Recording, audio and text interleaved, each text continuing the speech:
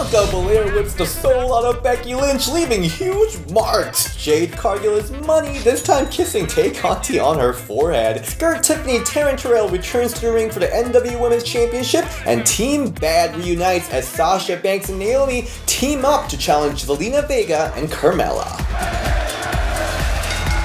Welcome everyone to Ring the Bell. This is DS the Diva Stan, and this is Women's Wrestling Weekly. Let's get into Raw. We have 6-women tag match: Bianca Belair, Rhea Ripley, and Liv Morgan versus Becky Lynch, Doudrop, and Nikki ASH. 6-women tag matches are usually a throwaway match, but this was not that. We had a cute backstage segment where Becky, Doudrop, and Nikki say they will win the tag match. By the way, I love that they lighted the background in blue and yellow like Nikki's colors. I see you. They don't just go for pink anymore. We also see Liv, Rhea, and Bianca discuss strategies on how to win. Both segments didn't have much meat, to be honest, but they are trying to avoid the classic diva tag team issue where we all just see faces and heels team up just because. By the way, Becky looked really good with her sleek new gear. It's like a gear version of her Big Time Beck's outlandish outfits. I also love that when Bianca whipped her hair in the entrance, moving out of the way. That was really cute. This was such a fun 6-women tag match. First half was super breezy with nice teamwork. Love that they're continuing the Rhea and Bianca's friendly rivalry in this match too, but this time they're helping each other out to take out Doudrop, and Rhea helping Liv for the crossbody outside was also cute too. And the later half built great story with Becky messing with Bianca's hair, and of course Diva Stan's favorite waterfall spots. I gasped so hard when Bianca whipped the soul out of Becky with her hair. Was that sound edited in or what? Either way, it was like OMG moment. It was so big, it sounded like chair shot. If you were there at Raw, please let me know it was that big or not.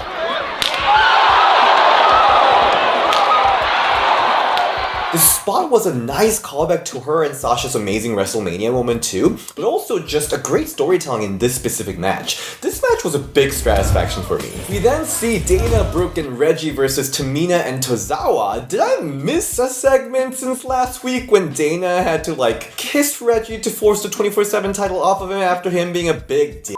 I don't understand how they made up to be in this match together. Not much to see action-wise. The way Reggie won the match though was pretty terrible. What was more bizarre though, post-match Dana kissed Reggie, so I guess after last week's kiss they are now finally in love? And then, inspired by all this love in the air, Tamina kissed Tozawa.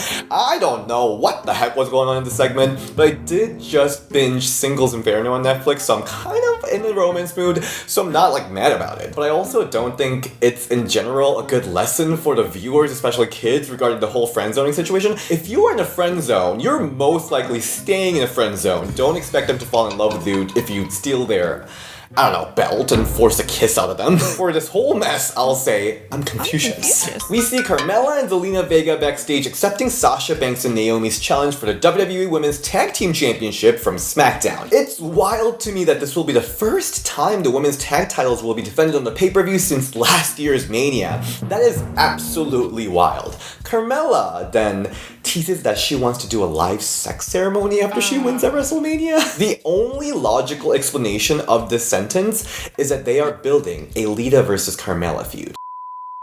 Totally kidding. Should I watch Carmella and Corey's YouTube show? Let me know in the comment section if it's good. Let's move to NXT. So the Dusty Classic officially jumpstarts on this episode of NXT, and we get 2 matches and really cute segments among the teams. First, Dakota Kai talks to Wendy Chu, her Dusty Cup partner, about how she has terrible track record with friends and brings up her past failed relationships with Tegan and Raquel. But Wendy says Dakota has never had her as a partner, and then Dakota gets really cute asking herself, can this be the friendship that works? Maybe this will work out and third time's a charm, right? Oh my god, it was so pure because you can tell that she was hurt from her previous friendships and she's questioning if she can have friends at all. While, yes, talking to her imaginary friend.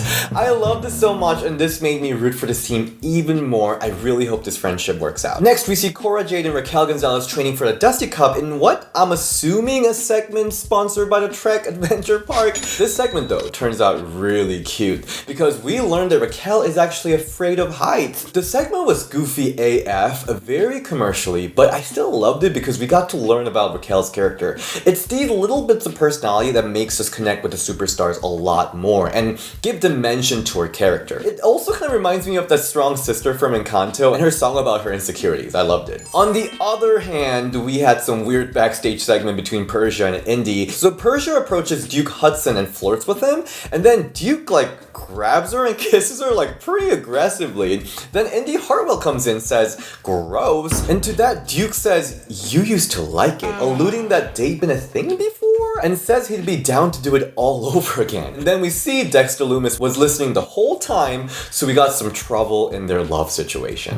It's kind of juicy. Before the tournament matches start, we take a look at the Toxic Lounge that is set up in the audience area. They have almost like a festival VIP setup, and they will be watching all the women's Dusty Cup matches. I actually love this idea, and Mandy ate with that look. I love that NXT 2.0 is trying out new stuff like this, and they're really fresh. Alright, so we see Women's Dusty Rhodes Tag Team Classic first round, Kaylee Ray and Io Shirai versus Lash Legend and Amari Miller.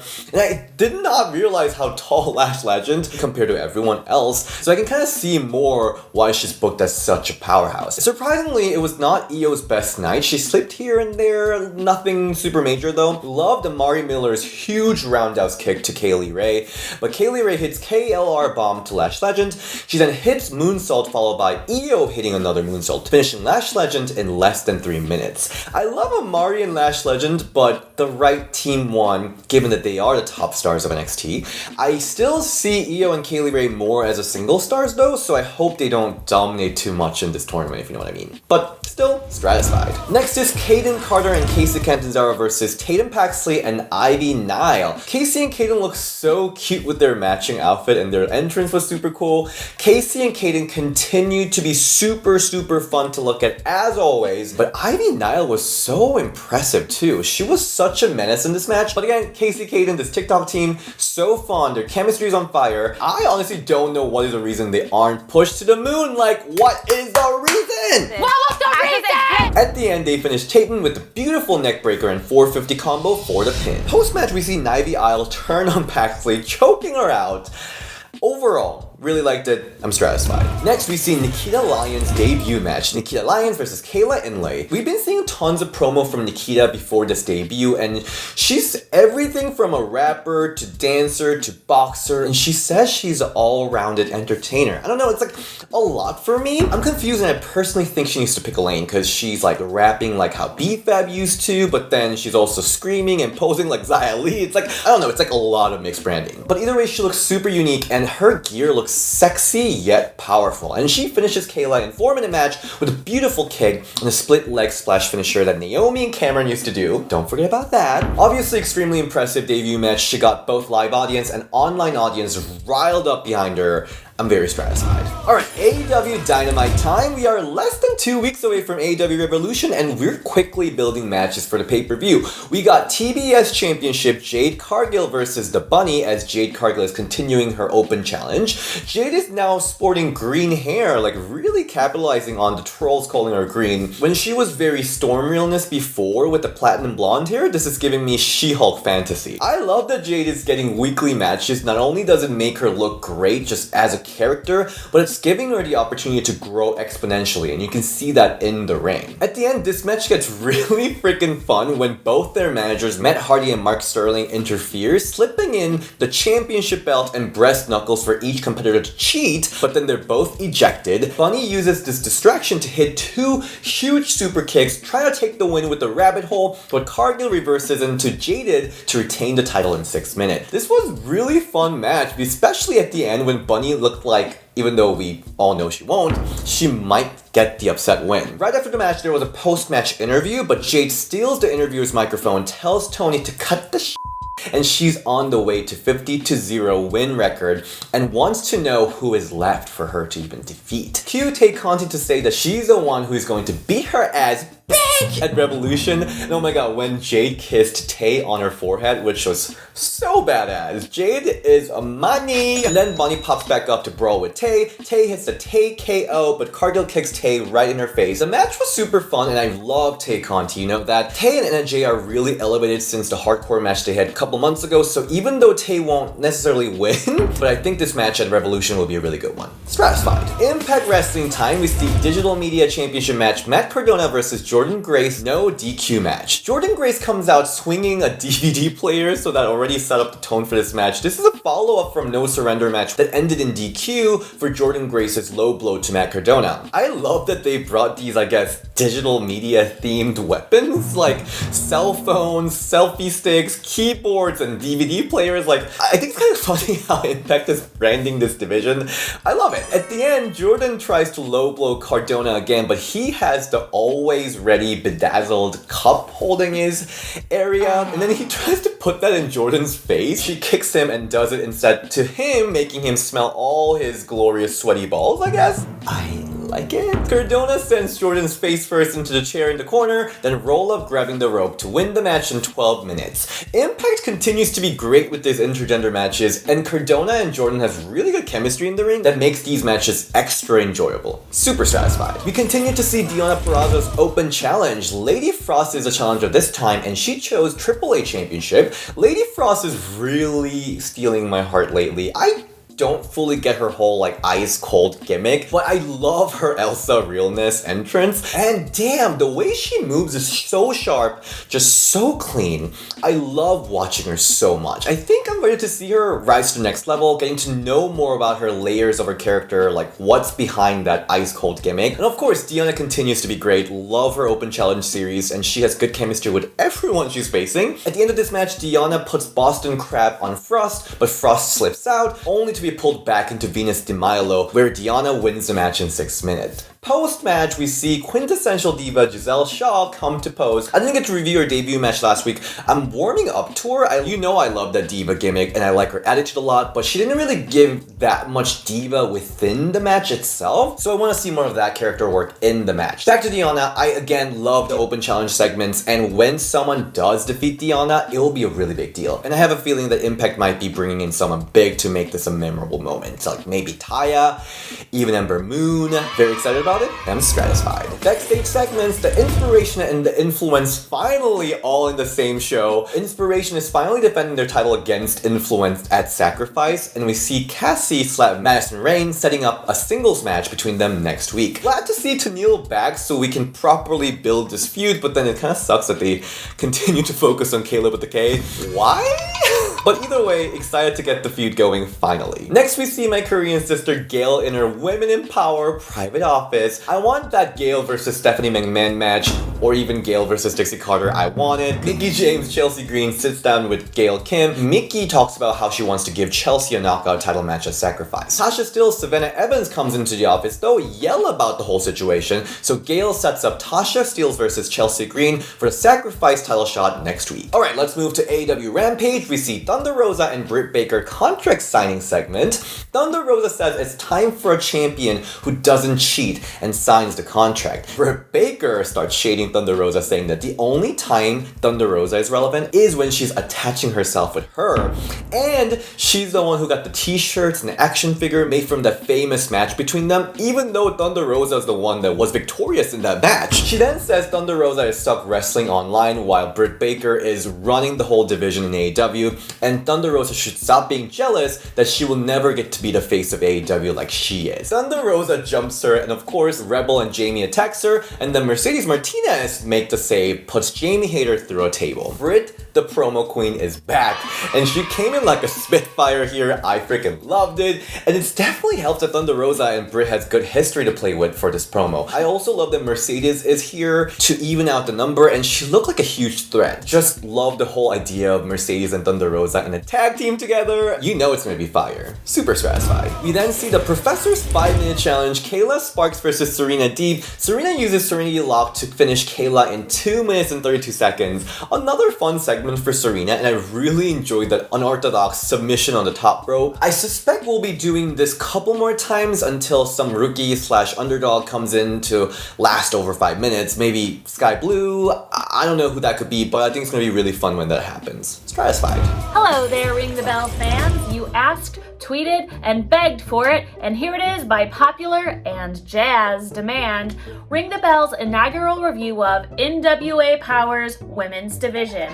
I am the interdimensional shero, Moxie Mollie, and I'm so glad to be here to review this for you. The wrestling gods must have been smiling upon us because for our first ever review, we were lucky enough to see 2 NWA women's matches, the first of which being Chelsea Green versus Kenzie Page. Right towards the end, blow for blow, back and forth, really big, high impact moves that led to both ladies going for a headbutt that put us in our double down. And Chelsea Green, she used the ref perfectly to create a distraction to be able to get her finisher, the unprettier, in on Kenzie Page, and ultimately took the victory. I was very excited for this match, and it didn't disappoint. When they were trying to do some chaining, there was a few wonky parts that really didn't flow together, but ultimately their gimmicks, charisma, chemistry, and the storyline shone through, and this match left me stratified. Although, takeaway points for them doing my biggest wrestling pet peeve.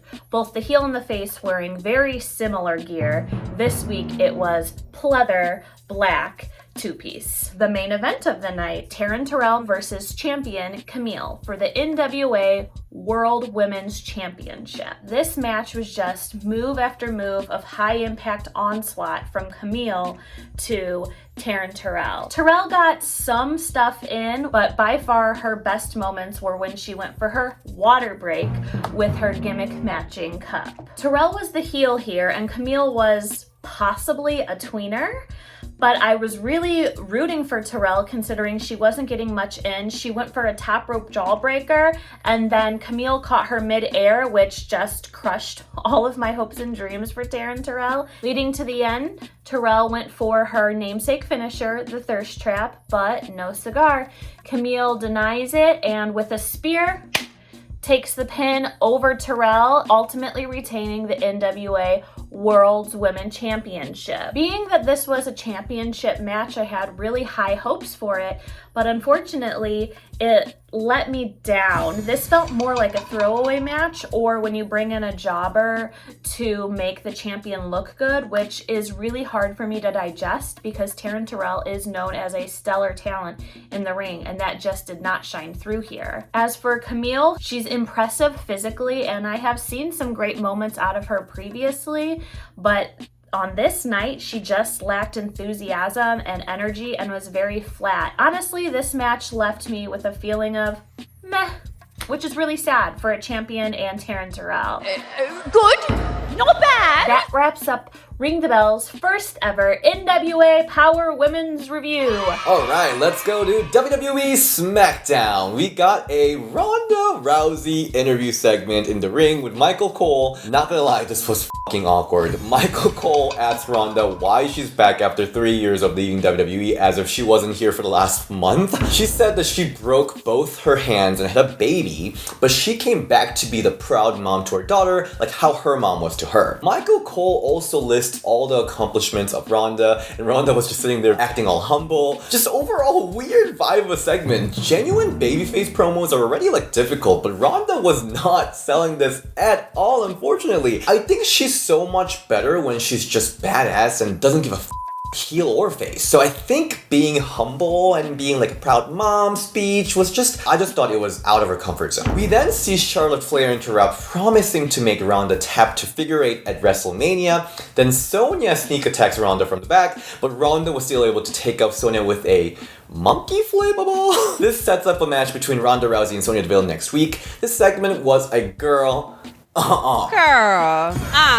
But I'm happy for Sonya Deville, who really wanted the match with Ronda Rousey for years. We get Xia Li's SmackDown debut match next against Natalya. We actually get an interview with Xia right before the match. She says she's been ready for this moment her whole life. I mean, personally, I would have gone without the interview because promo isn't Xia Li's strong suit, but go off, sis. What's great though is that it seems that WWE is doing it because they really want to push Xia. They are giving her the custom nameplate graphic and also having Shayna, Aaliyah, and a couple male superstars gather up to watch this match backstage. Natalya surprisingly though dominates Xia Li most of the match. I thought Xia will be booked super strong, so this was kind of a surprise to me. The fans start chanting Hershey chocolate, which McAfee translated into Xia Li's got it. At the end, Xia reverses Natty's sharpshooter, does a wild looking pose, and finishes Natty with a devastating spin wheel kick in 4 minutes.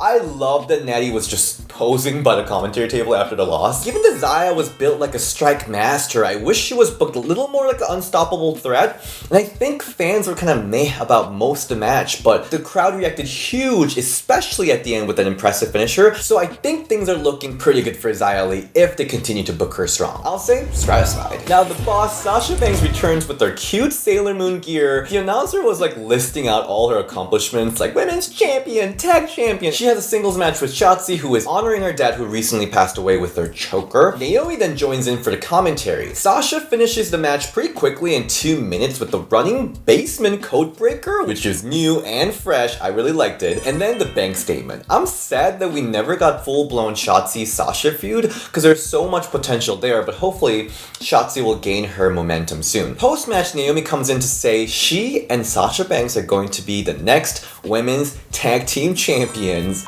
Love that the team B.A.D is back and Sasha and Naomi are heading into WrestleMania program as a team because I was not sure where they land on WrestleMania card. At the same time, I can also feel that Bayley and Cameron are sitting at home going, sis? What about me?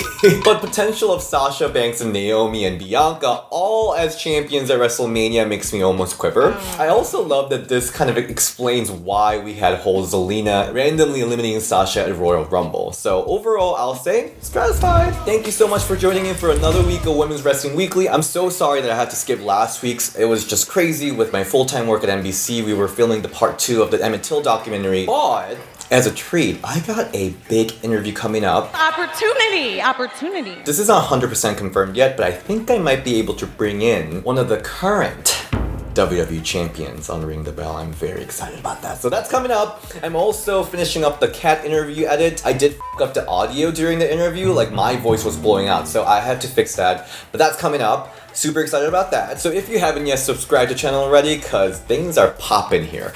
Alright, you can find me at DSShin on Instagram and Ring the Bell DS on Twitter, and I'll see you next time. Bye!